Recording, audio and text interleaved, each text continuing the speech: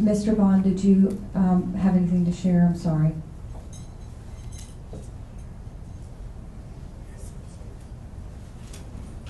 Yeah.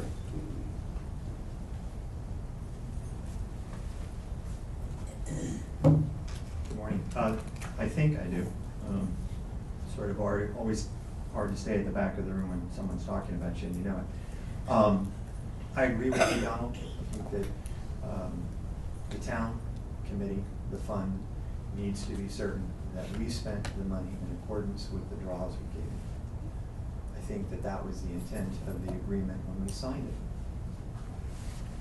I would only caution for myself, you, the investment, is that the same Florida statutes that created things like the IDA also had the wisdom to create statutes in saying that some privacies need to be protected. We as an organization feel comfortable that a third party who is bound by some level of privacy to confer to you with confidence that they have examined that we either met or didn't meet the terms of the agreement. But payrolls and other things showing up on Facebook and Google is not something that I think that 119 describes. So the intent of a third party to impartially come in and look at our financials, the draw agreements, and what we have agreed upon as a corporation, we as an organization are comfortable with. I think that there are some people that for whatever reason believe that we have not done what we said we would do. Our intent, which the agreement talks about, intent, our intentions have been revealed to you every month. Without fail, I have been here every month since we assigned, since we got the assumption of the agreement. I do not, what you need to see to be comfortable with, we have no problem in complying with for that to help any suspicions that somehow we did not do what we said we were going to do. But I do want to caution you that this organization is trying to continue to raise money, to continue to put more jobs here, to continue to do things to grow in the spirit of your investment. And so I just ask you that whatever precedent you set for our company in our agreement with this town going forward years to come is important for both of us to understand in the ongoing process. And I went to Fisher School of Accounting, and I know that when they say the word audit and all these other things, it gets to be very, very complex. I think the intent is, do you want to know those draw requests that I made for their factual basis behind those that made up those numbers? That is fair, and I look forward to the opportunity of showing them that they're fair. But recognize that the value of time for what you're looking for from a sampling of whether it's 25%, 50, or 100, that there's costs and work done on both parts. I think that it is 100% of the draw requests is a lot of work, but if that's what you want to do, we'll comply. But just please, again, respect the fact that there are the wisdoms in the Florida statutes of 119. And if we tell other investors, which we are in deep talks with 5 VC firms, that 100% ongoing, all of our transactions based upon this relationship are now going to be audited, they're going to factor that in as a serious accounting and legal cost going forward in operations, and that's a burden. So they're just, all I ask is for the wisdom of some type of wisdom. I mean, I don't know of any other word for it, so. But we will do whatever we can to certainly make you feel comfortable that we spent the money how we said we would spend it in the agreements that we signed. Well, surely those investors that you're talking to understand that companies get audited every year, and so does nonprofits. I mean, that's just a normal, natural thing that happens. Absolutely, but we're in a sector called healthcare, and every VC firm has asked me about our agreement. And every VC firm that we're in NDAs and due diligence with have copies of that agreement. If they think that they are somehow going to diminish their ability to compete in what is a multi-trillion-dollar race to win what's going on in healthcare tech, it's just something that, you know, you handle the questions when they come. I think when people say, if you're going to take money from an entity, did you spare it and did you spend it in accordance to what the agreement is very different than using the analogy of the $2 million to say, okay, you know, we're Amazon, you're gonna come in and look at everything, and you may look at everything for years to come, then you just factor it in as a cost of doing business. But if you start to violate the privacy rules when it comes to intellectual property, I want to go on the record of saying that this board may hurt the viability of this company. And so if something goes wrong, I'm just saying that if you expose everything that we do and how we do it, we lose our competitive advantage. We lose our competitive advantage, we might not remain competitive. And so I think that's just, again, third parties are very useful, and that they can keep things private and they can say yes or no. They're not publishing everything on the internet and so forth. And somebody reverse engineers what has taken us millions of dollars to build, and how our managed services do what they do in Tech River. That has taken a lot of time and money to develop. I don't think that recipe needs to end up on the internet, and I do not think that was the intent of a public-private partnership in this agreement. Being held accountable for how we spent your money, 100%, completely agree. Not in any way trying to get away from that. But Well, I don't think we're after your web, you know, your software or anything like that, if that's what you're talking about. But the Well, I would money, tell you, I'm talking about the money train. Sure, and I would love to know how Well-Talk and Healthy Circles and how many developers they have and the things that they are doing. It would certainly help us, because in our competitive analysis of other people, we want to be competitive. And if they're going to put in a bunch of effort in one particular area, it might change our strategy to go in another area, like home health or something else. So there is, all I'm just saying, try to understand that there are things that runs the company. And that if all of our stuff becomes public because of this agreement, I don't see how it could help our competitiveness. Well, I've said before that, you know, you have a valid questions there, but I've said before that we need to be more careful in how we write our contracts. You know, the citizens of Hardee County, it's their money, they have the right to know where it goes. Yeah. They have the right to know, even though some people don't think so. And I think sometimes the problem is in our contracts that we write. And I'm, you know, I don't know how to solve that unless we try to hire a professional contract writer in some of this stuff to make sure that we get everything right, that we don't have these disagreements like this. If I can take 10 seconds to respond to that, I would think enormous learning curve has been achieved in the last 3 years. I mean, from the time that, you know, Blue Water was here and, you know. Could you speak up, please? It's so hard to hear you. A little louder. Yes, sir. Thank you. Am I not closer to the mic or something? Yeah. Okay. I don't disagree with you, but you know, one of the things, and I know that many of you on the board are entrepreneurs in some way. You talk about an incubator, you talk about these environments where you're trying to foster growth. At the same time, you have to protect how you spend your money. And at the same time, when a person takes your money and they want to grow, they don't recognize the tax and burden for accountability back to what it does. And so not all investments are created equal. So putting a contract in place that puts each party on notice as to what they're responsible for would certainly help to temper anxiety of the unknown. But I think that I've sat in these meetings now for well over 2 years, and I have been grateful, and we've worked hard, and I've seen the agreements get better, and I've seen the questions get better, and the learning curve on how you handle and steward this money, I think, has gotten better. And even your questions today about the incubator are good questions. Everybody is evolving. And so remember, at least from my standpoint, for everyone who may like or not like this agreement, we assumed an agreement. We came in as a general contractor in year 1 of this thing. We assumed it, and we have tried very, very hard to make good on the intent of that agreement. And I think we have made a huge, huge momentum, accomplishments, and so forth. I think we've moved the ball hugely. I mean, we're in a building. Cars are in there. I mean, we have created a business underneath that is making these jobs happen in an industry that is highly competitive but is undergoing enormous growth. And so we agree, but recognize that in the unique position you have you need to exercise wisdom and caution to find that balance. Because if the agreements are so onerous from an entrepreneur standpoint, where then if you bring CPAs to our office, we have to hire CPAs. And so those are costs of, on both sides now. And so, smaller businesses may not be able to withstand that. So you might just want to, I would just say this, I've been turning in between 25 and 50-page reports monthly. Those things are huge. I mean, it's not like you've not seen transaction after transaction. We are the bulk of the paper that gets printed at these agendas.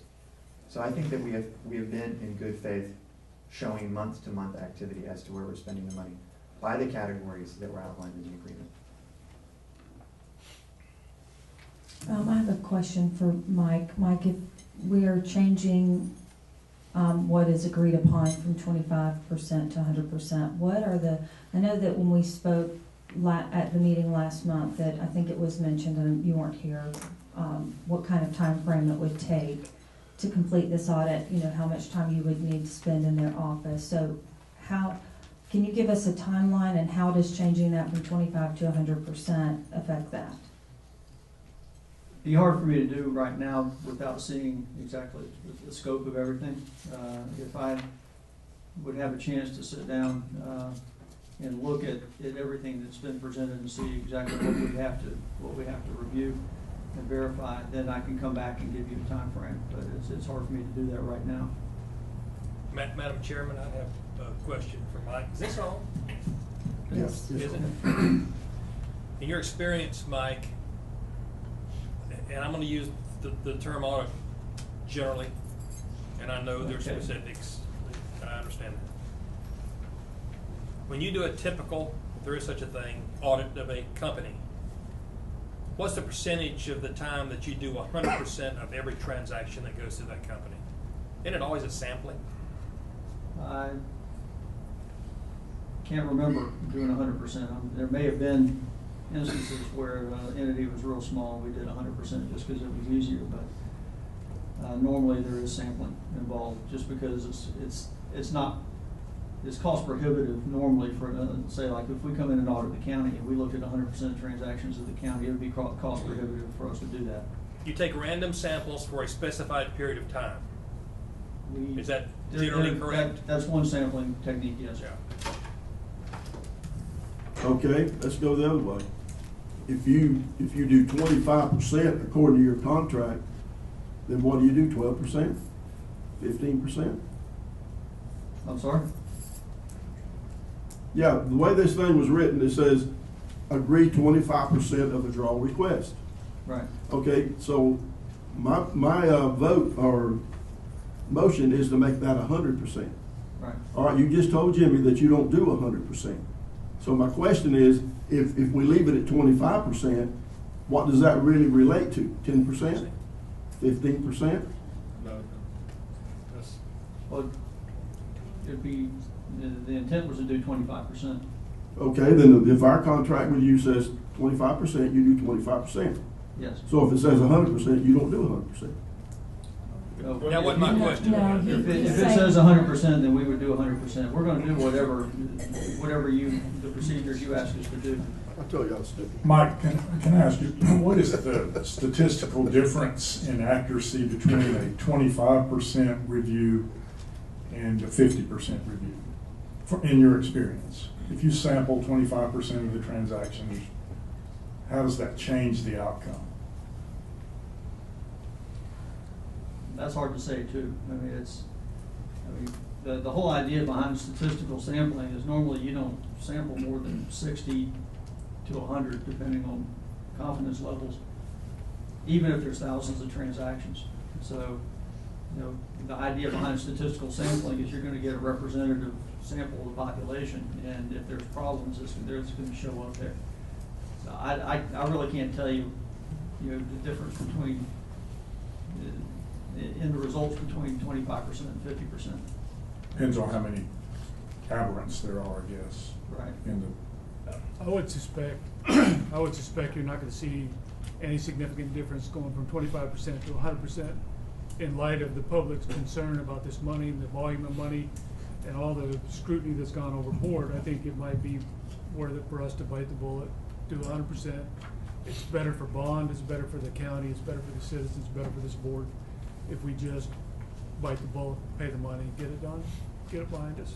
And the cost difference, just for reference? I'll need, if I can have a chance to see exactly the scope of what we're talking about, I can come back next month and address the board and talk about timeframes and then cost difference. Right now, I'd just be pulling something out of the air without having any real basis for it. What's the cost for 25%?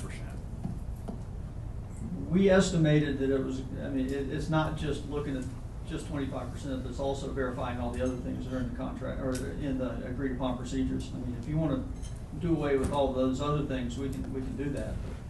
But no, is there a figure attached to this letter? I didn't see one. don't know if there's a figure. I was estimating it's going to be about $20,000. Maybe more, maybe less. Right now, I don't know until I get in. I mean, I can give you a not to exceed amount, and then, you know, that would be it. And if it comes in less, then it'll be less. Money is no object of this board. Is there also a time frame currently? Well, initially the time frame was by the end of the year, but you know, a lot of that's going to depend on when we can get started. I mean, if it gets signed today, then we can try to get started in January.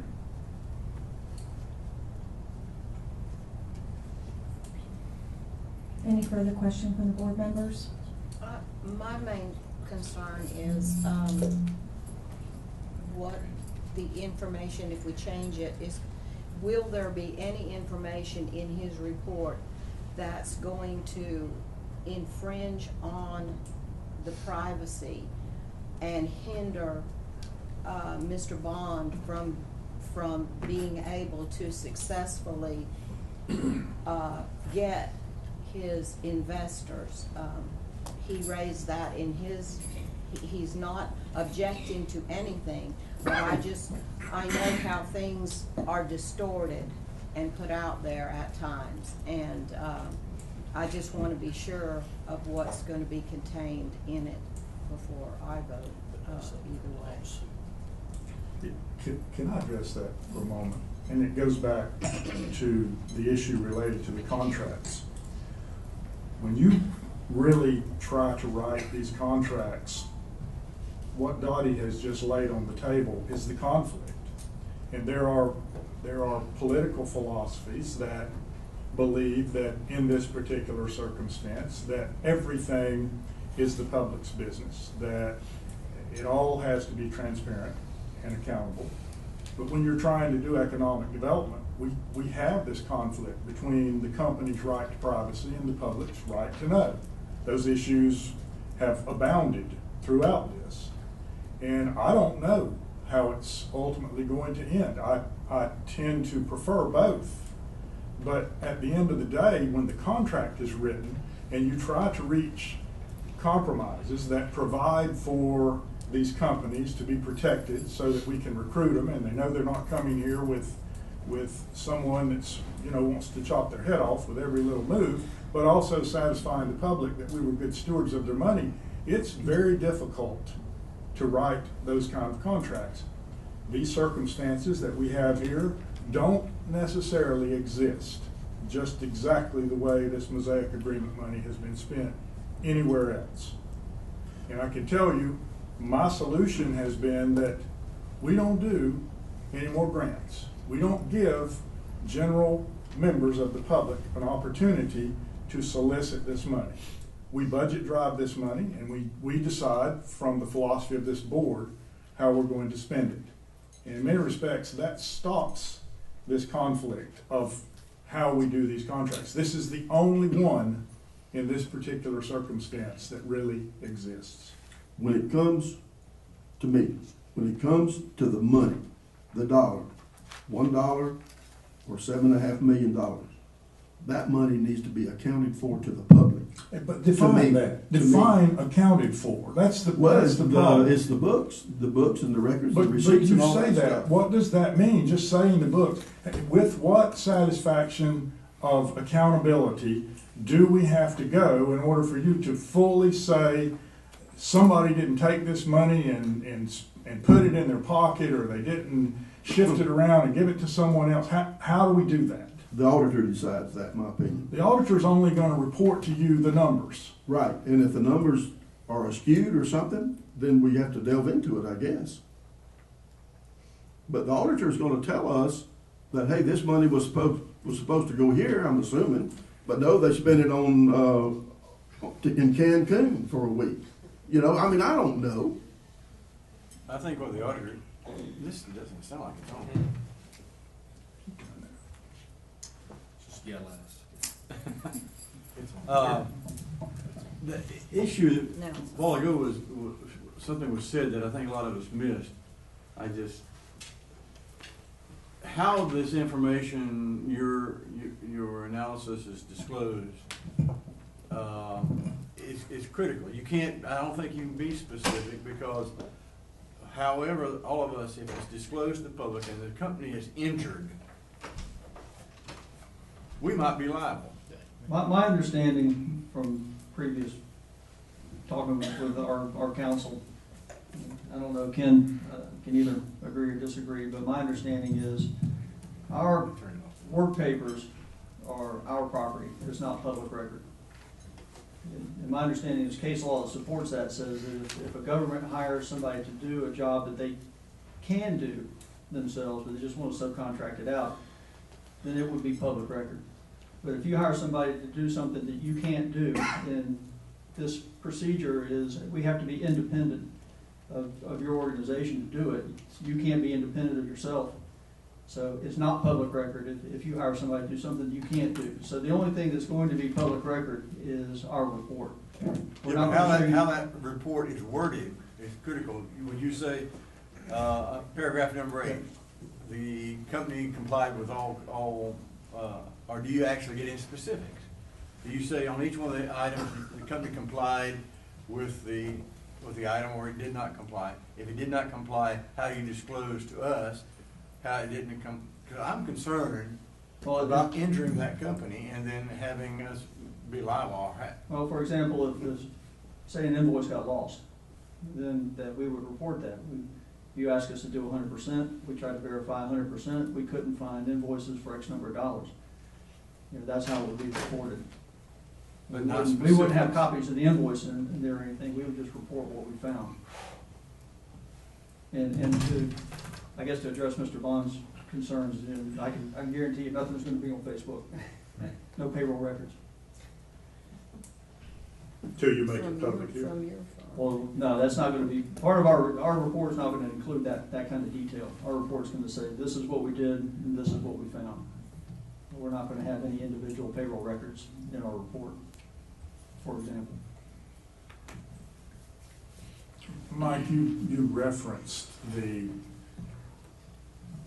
hiring of a company. You know, this is, it bothers me when we say that, because people develop the attitude that we did hire Mr. Bond to do this.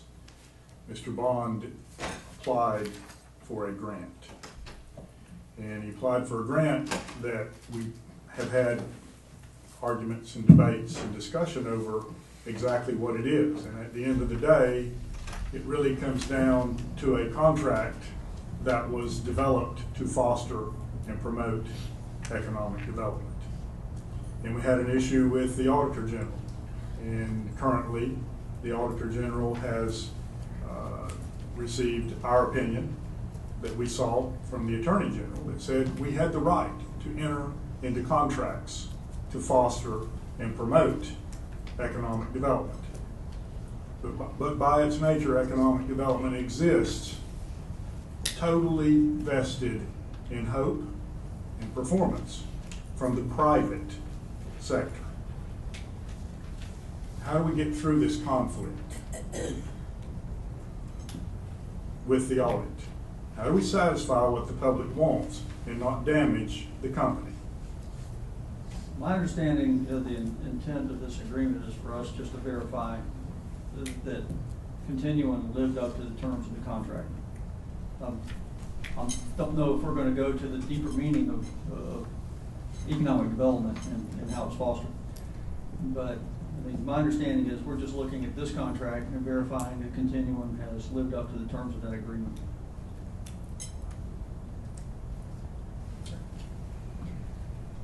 I got a question, please. Yes. Just help me out where I'm going wrong, my understanding for public money. The House of Representatives is responsible for the federal budget. That money goes to the governor of the state, and then it goes down to the locals, counties and cities for implementing programs. So, and then the county or the money that is added to that from Mosaic, from the other mine, and it gets provided for the programs. So when we're talking about money, I tend to think that it's public money, which is a conglomeration of everything. Is my thinking correct? No, Okay, go ahead. it is public money, but it does not happen the way that, it doesn't happen the way that you are prescribing it. Okay. The circumstances involving this money basically is vested in an inadequacy or a deficiency in the post-mining scenario. No, I'm. This money does not, it is not a tax dollar money. It was not generated from ad valorem property taxes, sales taxes, income taxes, or any other type of tax. It was a contribution that Mosaic chose. Rather than doing economic development themselves, they chose to pay money to a fund under the stewardship and guidance of the IDA to produce economic development. Did they get a tax break from the state for doing that? This money doesn't have anything to do with the state. It is directly paid to the Industrial Development Authority, and it is our stewardship to perform with economic development with the money. Okay. Amen. So there's no mixing of money or adding of money. I'm not just talking about this program, but any program that's approved from the IDA. There's no state money involved, no hand-downs from the federal government? Not in this instance there is. No, I was talking about public money in general for the whole operation. I thought for environmental improvement, money comes from the federal government, from the state to us, along with whatever the county produces. I think so. I don't know of any. Circumstances could exist in the future, but I don't know of any that has occurred. I'd have to think about that. I don't think so. Are you talking about the brownfield money that the No, I city wasn't used to being- clean up the? Yeah, well, that comes Well, from. that went to the city, I think, didn't it? No, brownfield money, I think comes from the federal government. Yeah, but I mean, it That's went to the city nationwide. though, didn't it, for that brownfield cleanup? Well, I don't know what cleanup we're talking about, because either the site in Well, Highland okay, Islands County. I'm just or here, grasping at straws. There's no. Okay, No remedial action. let's try to get back on Brownfield money. track here. We currently have a motion on the floor to approve with the change to item number 8 from 25 to 100%. Mike has a comment, then we will open for a second on that motion. I would, I'll just look at the calendar. I think the next IDA meeting's in 4 weeks. In between then you have Christmas and New Year's and other things going on. As much as I hate to postpone this and open up a whole another hour of conversation, the issue is if you change that number to 100, I think this board needs an idea of what that's going to cost before you vote on it. I think it might be my recommendation that Mike goes back and goes back with some kind of an estimation of cost of, you may be looking at a $50,000, $75,000, or $100,000 agreement to do 100% versus a $20,000 agreement to do 25%. And you need that information before you jump off. Also the time, if it takes 3 years. Yeah, if it takes, it could take a long time. I guarantee you it won't take 3 years, but. That's my comment. Thank you for your, so we have a motion on the floor. Do we have a second on that motion, or do you care to amend or withdraw? I'm not gonna amend or withdraw. 75,000 was 1% of 7.5 million. We got questions, can we still ask one? Yes, we have a motion and a second now by Horst. Mr. Prescott? From the standpoint of intellectual properties, at what point in time will Travis be able to look at this and verify there's nothing he is concerned about having, any problems with intellectual properties that are not mentioned or you could be swayed upon? As part of an audit, when we finish up, we have an exit conference with management, which would include Mr. Bond and with the IDA. And during that time, if there are some items of concern, then we would address that. But he would have a chance to look at that and see if there's items of concern as far as confidentiality goes. And would that be the whole board, or Bill, Vanessa, and Mike, something like that, or would? That's up to you. Normally, we have an exit conference with management, and then we get it, a final draft, and we present it to the full board. Okay, we have a motion and a second. Any further questions or comments, Doug? Just one more question before we vote. If we, if we approve the 25% as this agreement is and started on that, how difficult would it be to pick up the other 75% if we asked you to come back and give us a price just for the remaining 75%? In other words, can we get the ball rolling right now and then come back for the rest of it? Or do we need to wait and do it all in one shot? Shouldn't be that difficult. I'm not sure how much, I mean, are you planning to begin before the holidays? Will there be much movement or action between now and our next meeting? At this point, with Christmas next week and New Year's the following week, it probably would be January before we really got going on it. Would it not be prudent to approve the contract as is and take up the debate on the intensity of sampling at the next meeting? Does that help you get your staff in order and schedule timing? Well, I'm trying to expedite this process. And I know from working with them, it's not something you just snap your fingers and they hop to. I know that, but I've So got a motion essentially- for 100%, either vote it up or vote it down. That's all I'm asking. I'm sorry. Well, we're gonna go ahead with Okay. the vote on this motion as presented. So, to restate, the motion is to approve with the change to item number 8 from 25% to 100%, seconded by Horst. All those in favor? Aye. About a public opinion. So, let's take just a moment, excuse me. Henry, you're recognized for public opinion. Thank you. The LifeSync agreement, LifeSync technology, the original agreement, has specific language in there that allows and requires the IDA to do receive detailed reports, audit, site visits. The word is audit, cancel checks, all the way down, all the way back to account for the public money being spent appropriately and the desired outcomes. Now, the way that these agreements are being written, where you're looking at a contracts, both the LifeSync contract deliverables and Continuum Labs deliverables, were judged as unenforceable and worthless by the Auditor General. Continuum Labs agreement, in my opinion, is even worse than the first one. Now, I think the plan here is, instead of focusing on what are the results of this company, what have they done, what was the business plan, which is still confidential on Continuum Labs, the Blue Water business plan is out the door. None of that stuff was done. None of the stuff was done.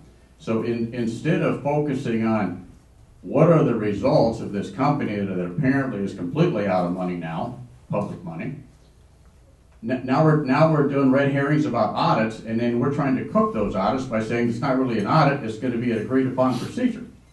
Now, the LifeSync contract requires all of this stuff, the site visits, for the entire, and you'll find out in the transcript of Mr. Lambert's deposition, none of this stuff was done.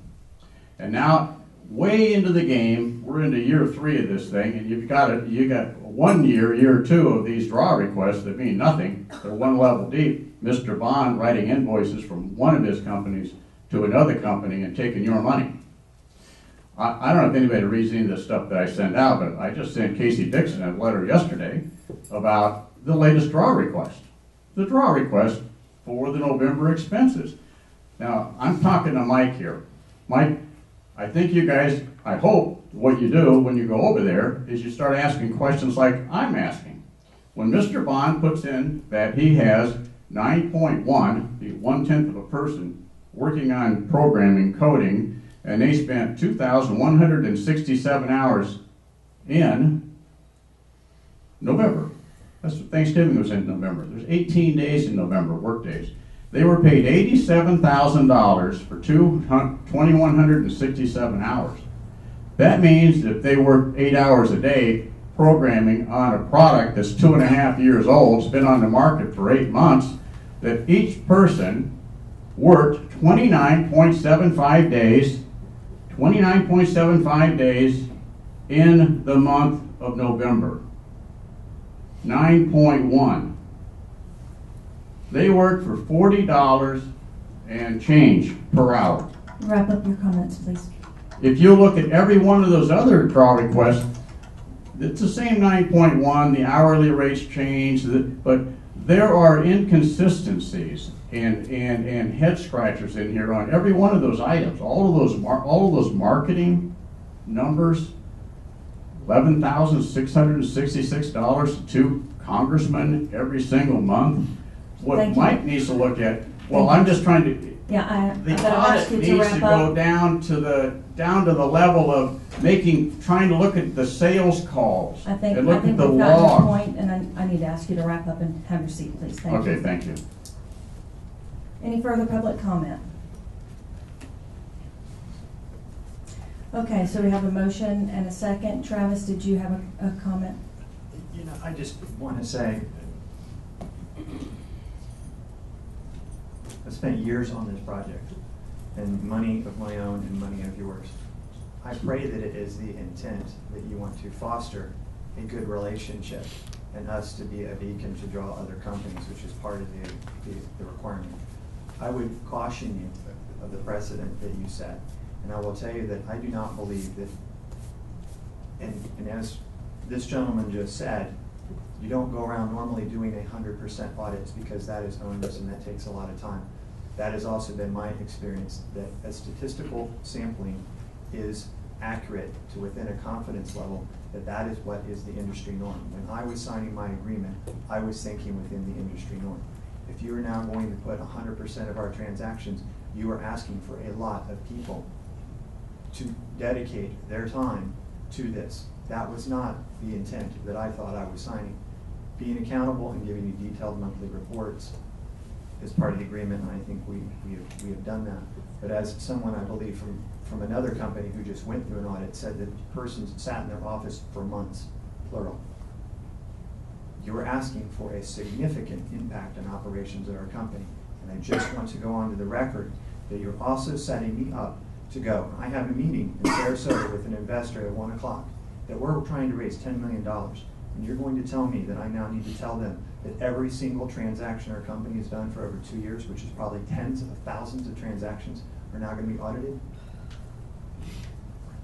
I don't mind what you need to see, what you need to see. But if your intent is to see the $7+ million that you put into this project continue to grow, then you know what? You need to help shepherd the same thing that I'm trying to do, and that's act with wisdom and caution and diligence. No caution to the wind. But I will tell you that this could be a very significant vote in terms of the amount of effort that will need to be given toward the audit on our side. I still need attorneys and CPAs on our side to even know what is to be protected or not protected. You may be putting $100,000 or more on my expense item for 2014, and I don't think that was our intent when we entered the agreement. Thank you. Okay, so we have a motion and a second. All in favor? Aye.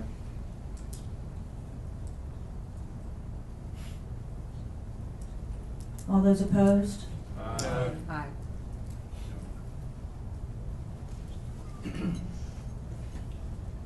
That motion fails. Do we have an alternate motion? I'll make a motion that we do a forensic audit.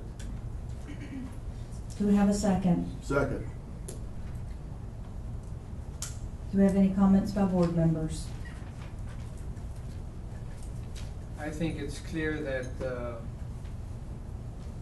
public money is of the least interest to this board.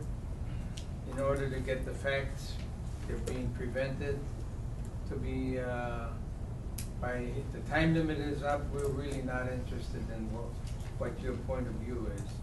We have messed around here for many, many, many minutes, and to hold the public to 3 minutes and then just to simply come up. Thank you very much, sit down. I thought the meetings were going really well. But I have to put a buffer on that right now. Okay, so we have a motion and a second. Any other comments from board members? Yeah, and this is the very sad time that this board does not want to know where that money went. I don't That think they're anyone, denying the citizens of I do Hardin not County. think anyone on this board has said Yes, that. you That are. is your statement and your opinion. Yes, it And is. it does not represent Yes, it the is. opinions of this board, so I just want to be clear about Well, it. That last I'll vote go on did. that The opinion last vote also. did. No, Don, that's That- not that correct. is not- that That's is not not. correct. It doesn't mean we don't wanna know where the money's spent. It means the vote or the proposal that you had wasn't one that made sense, because it doesn't say how much we're gonna spend, it doesn't say what it's gonna take. I would like to see us go to 100% too, but before we do that, I think it's prudent for us, like Mike had indicated, we should find out what the cost of that is. I agree. I would like to see us proceed with the 25%, get that started, and then find out what that difference is gonna be between 25 and 100%, and then evaluate that as a board and see whether we think that has merit. We give this It's not company, that I don't wanna know where the money went, Don. we give this company $300,000 a month, and you're worried about $75,000 for an audit? Yes, because if we spend 1 penny of the public's money, somebody's gonna come back and question that, including $75,000 incremental, and we don't know it's 75,000. It might be 175,000. I'm just saying, before we spend it, we have the obligation to know what we're spending, not to write the auditors a blank check. Well, we don't seem to mind giving them $300,000 a month And you without a complain vote. about it in every meeting, Don. Yes, and you're So not why- listening. No, why? I am listening. I'm trying to show the same prudence right now that you argue about every single meeting, but because it doesn't satisfy your agenda, you're arguing about it. I'm going to continue to argue about giving people money that's not accounted for. You just made a proposal to give money that we don't even know how much we're giving them. Let's find out how much. Well, the you cost did is. that because the county commissioner said something about it. That's No. why you did it. No, John, that's not true. And he doesn't even have a vote in here. Okay, we have a motion on the floor and it's been seconded. Do we have public opinion? Mr. Coleman, please try to keep it to your 3 minutes. Thank you. Thank you. Hey, first of all, if I was an investor and I was interested in putting money into this project, and I found out that this company that wants my money just went through a full audit and they came out clean, squeaky clean, and that they got kudos, they might even get an award for it, for appropriating that money wisely, then I think it would help Continuum Labs. I would think the more scrutiny and the more bars that they pass would be good. Now, if I was a company that can't answer any of the questions over about a year or more that have been presented every single month, questions about who owns all these assets that have been purchased with public money, your capital asset policy, the letter that I wrote Chair Hernandez earlier last week about the very subject. Who owns all those servers? When is Light Dash going to move to Hardy County? Where's all this equipment? None of that. If an audit's done, and that's why Horst's idea is a good one, a forensic audit. You go in with the idea that there are so many questions, and this contract was written with so many problems, and so many loopholes, so many ways. The way you structured this draw request every month, the way that I guess that's what Ms. Dixon is telling me, is she specifically told not to look at anything. It's kind of like an agreed upon procedure thing that you give Mike here. She's not told to look at anything. She doesn't know who works in Hardy County. She doesn't know if Bill's brother is being paid with the public money and that he has a conflict of interest right now, even talking about this. She doesn't know any of that. So she knows how to pull these one level. See, now I have a lawsuit, gone after LifeSync Technologies. I want to know where every penny went, not how many layers that they can wash this through. I want to know which pockets that money went in. And then I want to know what they did for that money. Exactly what did they do? And then the third thing, what were the results? At the end of the day, when you give Representative Grant $5,890 every single month for, quote, marketing and sales, I'd like to know what he did for that. Now that's an audit. That's what this man's trying to do right here. Final comments, Mr. Coleman. That's my final comment. That's what you should be working for. That's the goal. Not whether it's 25% or 100 or 1,000. The goal is to find out, go back to the business plan. What did those guys say they were going to do? And judge them against that. You know that contract was written to be worthless. I have the emails between Mr. Lambert Thank you, Mr. and the Coleman. other side, cooking the thing. Don't I, Bill? Thank you, Mr. Coleman. Please Whatever take you your say, seat. Henry. Any further public comment? I have a comment. I met with Travis Pond and Jamie Grant the day before a IDA meeting. Spent quite a bit of time with them, and was, in my opinion, a real pleasant meeting. I'd like to ask Gene Davis to explain when he had his meeting with the same two individuals, and on the next day made a motion to give out $900,000 to the project. Is your Now, comment wait, relevant I'm to not- this forensic audit? Because we Yes, really need it to is. stay on task, so, Exactly. okay. Where, based on what background or what reasoning did he make a motion to give out that money? I don't think that has anything to do with what's on the table at this time, which is whether or not we're going to conduct a forensic audit. So we're gonna Well, move then I'll forward. wait till my turn comes up after the forensic audit vote, and I'll bring that back. Certainly, thank you. We're gonna move forward with a vote. All those in favor? Aye.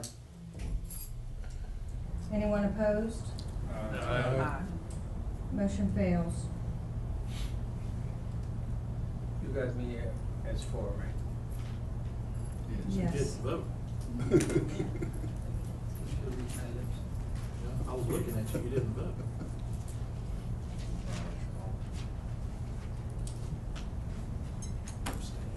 It's on the record. No.